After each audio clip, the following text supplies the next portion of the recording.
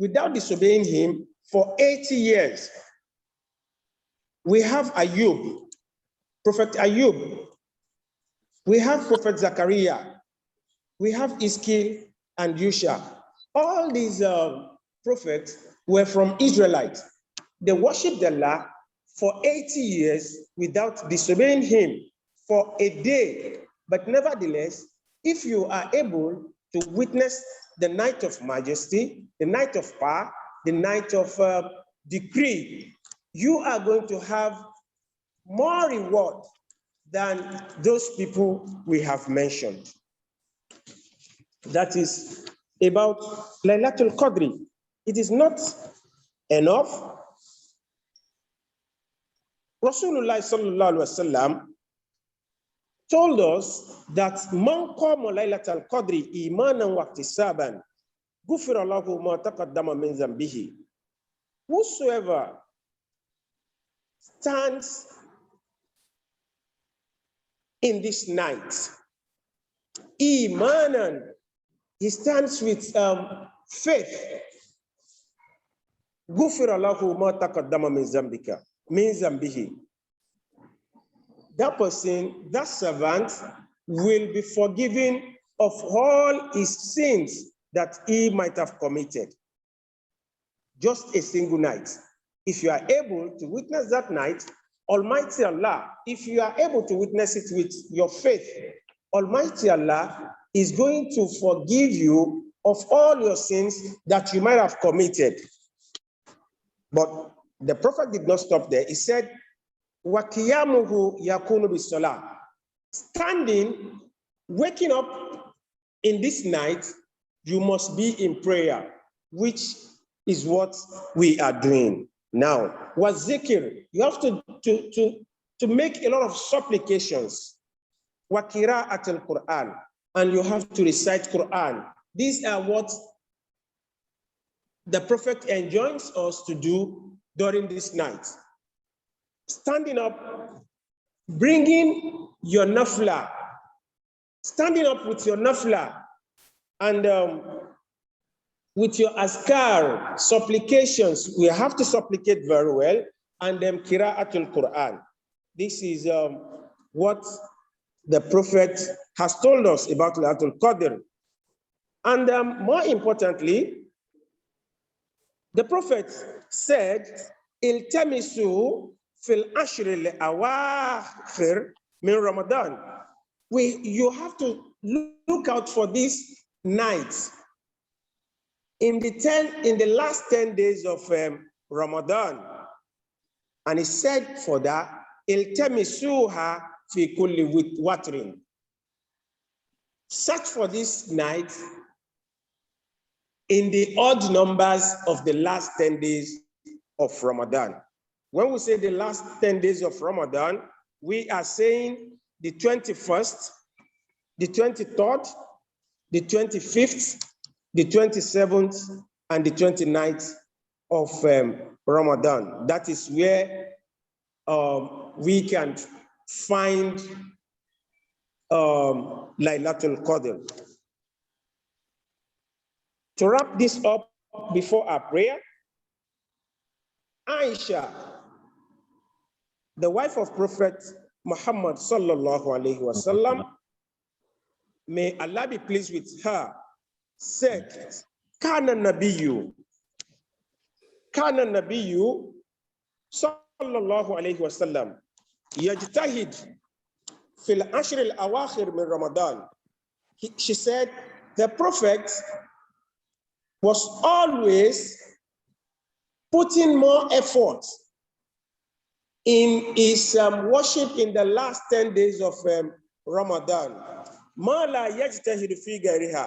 which he did not used to do before the last 10 days. That is to say, from 1 to 20, the Prophet will engage himself quite all right, but when it is 21st, his engagement in the worship of Allah will increase.